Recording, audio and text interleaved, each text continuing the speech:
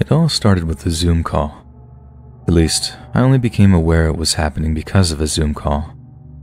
For all I know, it could have been happening for much longer, but the day of the second post-lockdown work meeting was the first time I noticed it. We're in the middle of a pretty tedious brainstorming session with a few members of marketing when a coworker interrupts whoever's talking to address me by name. It actually made me jump at first. I was totally tuned out, so hearing my name brought me right back around again. I respond, "Huh? Yep, I was listening." When I notice the person who addressed me is now closely studying their own laptop screen. "I don't mean to alarm you," they said, "but I think someone's watching you through the window behind you." I know exactly which window he's talking about, so I turn, a bit nervous at the idea of discovering he's right, only to see that there's no one there. I'm more relieved than anything, to be honest. I figured he was playing a joke on me because he clocked that I was nodding off during the meeting, and I'd be lying if I said I didn't maybe deserve it a little bit. "Very funny," I said, and a few of the other callers had a little titter at the impromptu prank. "I'm sorry, but I wasn't joking," the guy said. "Did no one else see that? I'm so sure." You're probably just seeing things," someone else chimed in, and within a few minutes, the whole thing was completely forgotten. A smudge on the screen, a bit of lag on the call, eyes playing tricks. There were 100 ways to explain it. The truth was literally unthinkable at that stage. A short while later, the exact same thing happens. The same guy interrupts, only far more urgently this time, saying, Look, it's right there. I'm not imagining it. You can all see that, yeah?" I know what he's talking about, only I don't turn around immediately. I look at my own webcam feed to see what he was talking about, and right when I see it, what's clearly the silhouette of a head in the window behind me, I hear one of the other callers say "Oh, wow, I see it too." I spin around just in time to catch the quick blur of whoever was watching me, ducking out of view.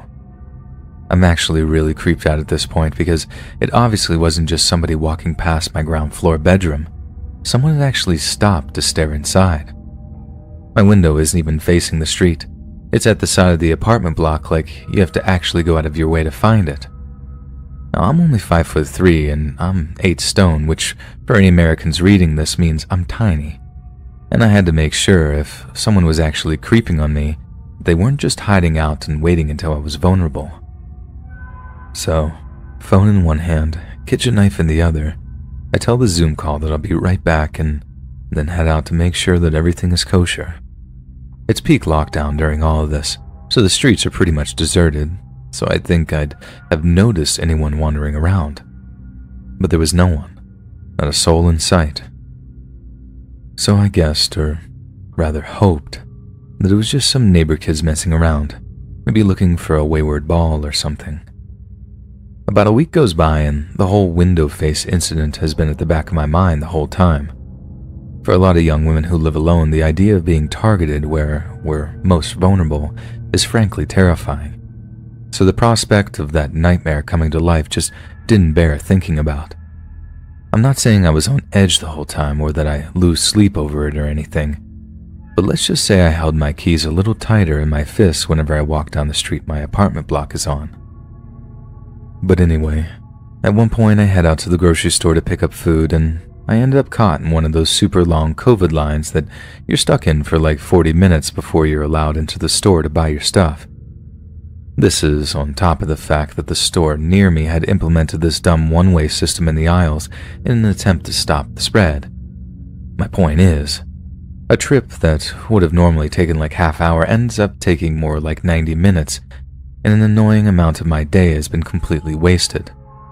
So I'm already in a bad mood by the time I get back to my apartment, only to find that the front door has been bashed in. Apparently, there had been a break-in while I was out. If only criminals could work from home. It seemed obvious that it was a burglary at first. All my stuff had been strewn around, drawers and cabinets were opened and emptied. The TV was still there, along with my PlayStation, but most break-ins just go for jewelry and phones, I heard. anything small that they can pawn easily. Obviously, I called the cops like there and then, who arrived within a half hour or so.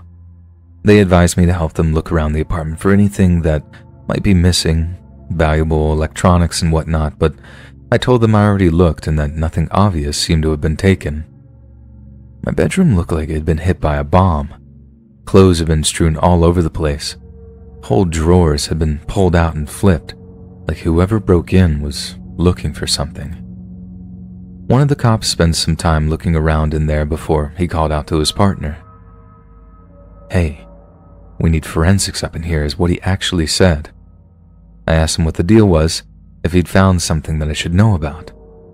Both cops had been warm, friendly, and helpful up until that point, but when I asked him why forensics was needed, one of them told me not to worry about it and to stay out of my bedroom for the time being. It was no big deal at first. I was just grateful that they showed up so fast, even if they did wear masks and insist on keeping 6 feet between us at all times. So by the time forensics team showed up, I'm out front of my apartment building talking to my mom on the phone. Only when I see what they're actually doing in my apartment, it triggers what I can only describe as a mini freakout. Guys in gloves and white coverall suits have been scooping big handfuls of my underwear into bags, sealing them, then taking them out to their truck outside. And then it dawns on me, whoever broke into my apartment had left DNA on my underwear. Now, I probably don't need to tell you how exactly they'd done that. The whole thing grosses me out too much for me to actually type it. But the thing that really got to me was, if I'd actually been home that afternoon, there's no telling what would have happened if some violent perv had actually gotten their dirty hands on me. But anyway, the story does actually have something of a resolution and thankfully a happy ending, because they had this guy's DNA. Police were able to match it on their database with a guy who'd had multiple run-ins with the law for public exposure, among other things. He was arrested, and he's now looking at 3 years in prison for aggravated burglary, some kind of charge like that. But the whole thing came full circle for me in an interview with some detective who'd mentioned that this guy liked casing his victims' places before he struck.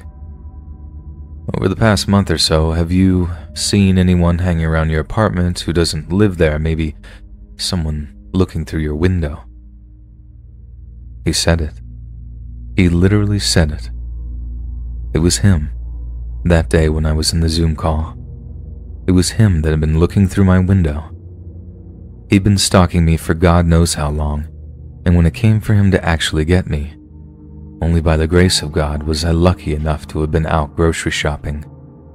Otherwise, it doesn't bear thinking about what might have happened.